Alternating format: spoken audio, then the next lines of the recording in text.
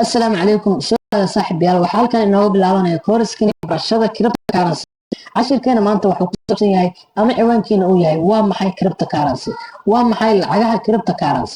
cryptocurrency erey ahaan horta markaan sharxo crypto ereyga ingiriiska wuxuu noqonayaa wax qarsan oo aan la tixraaci karin currency-na waa lacag okay saas maxay isku noqonaysaa marka lacagaha qarsoon ama lacagaha aan la tixraaci karin okay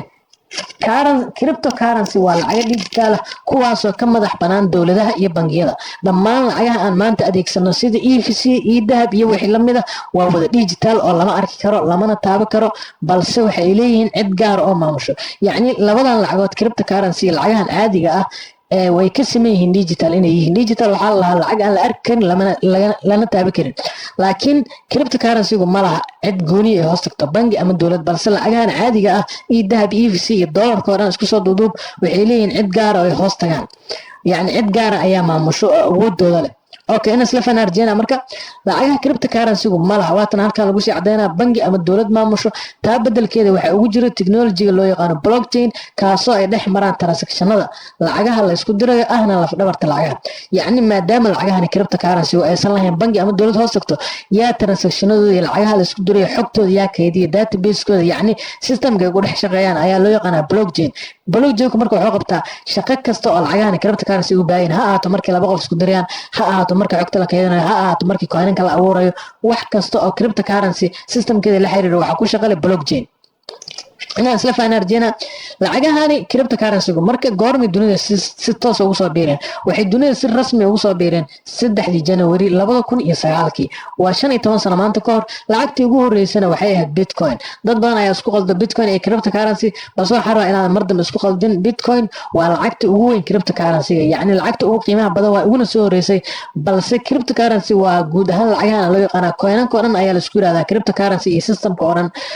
marka bitcoin waxaa sameeyey Satoshi Nakamoto oo aan ilaa hadda la garanayn koox iyo shakhsi wax ay yihiin yacni Satoshi ilaa hadda lama garanayo koox iyo shakhsi wax yihiin waana shakhsiga ama kooxdii sameysay bitcoin waa isqariyeen oo magacooda kaliya ay soo bandhigeen iyo white paper-ka bitcoin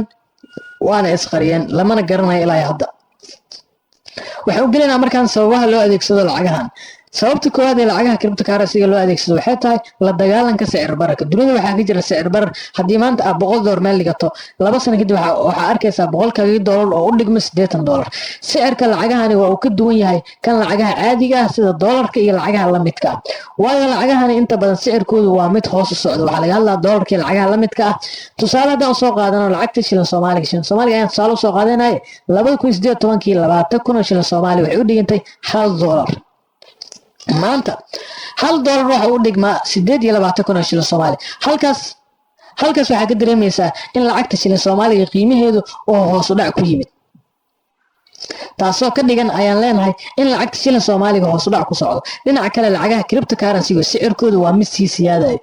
sicirkoodu waa siyaada waa sax balse way jiraan marka qaar inay hoos u dhacaan 80% meesha u socdaan lacagahani waa kor tusaale bitcoin waxay ahayd 2015 ilaa $20,000 ayuu qiimaheedu u dhaxeeya laga wadaa maanta bitcoin waxay kor u soo dhaafaysaa $60,000 taasoo ka dhigan in lacagahani qiimaheedu marba markii si dambaysa uu sii siyaadayo okay